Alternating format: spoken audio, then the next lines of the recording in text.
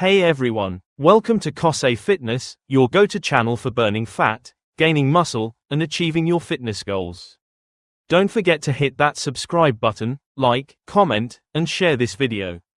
Today, we're diving into 5 science-based methods to force muscle growth.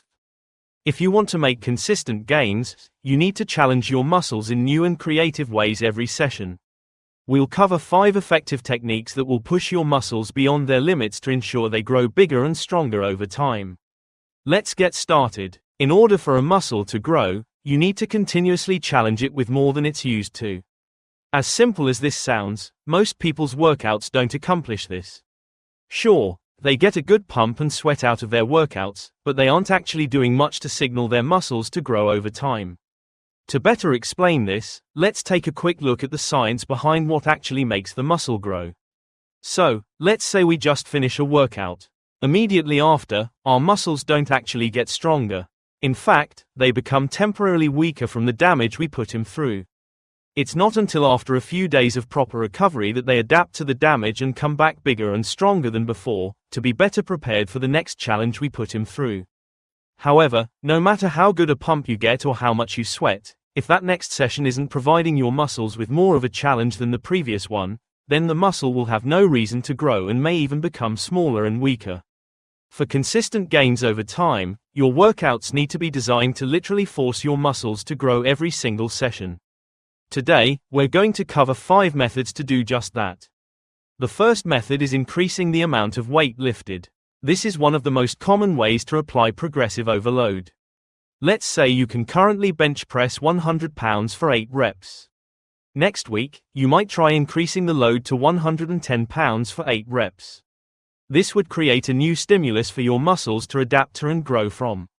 If you're a beginner, progressive overload will be your bread and butter, helping you make quick gains, especially on big lifts like the bench press, squat, and deadlift. But, if you keep adding 10 pounds every week, you'll eventually hit a point where it's not realistic to keep increasing the weight.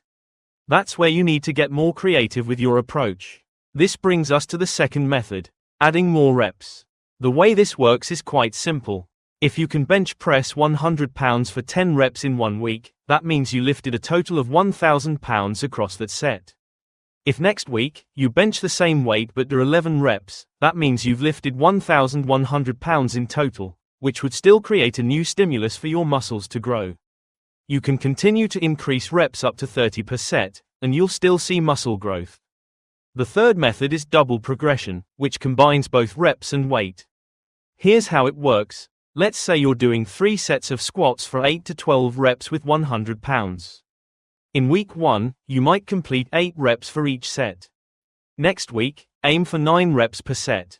Once you hit 12 reps, you can increase the weight, then go back to 8 reps and continue the cycle. This method ensures you're progressively challenging your muscles week by week. The fourth method is adding more sets. If you're trying to build up your biceps, for example, you could go from 3 sets of 12 reps 1 week to 4 sets of 12 reps the next. This would increase your training volume, providing a new stimulus for growth. However, it's important to use this method sparingly, as doing too many sets can lead to fatigue. Aim to increase your weekly volume by no more than 10 to 20%. The fifth and final method is improving your form. Sometimes, people think they're challenging their muscles more by adding more weight, but if their form suffers, they might not be engaging the right muscles.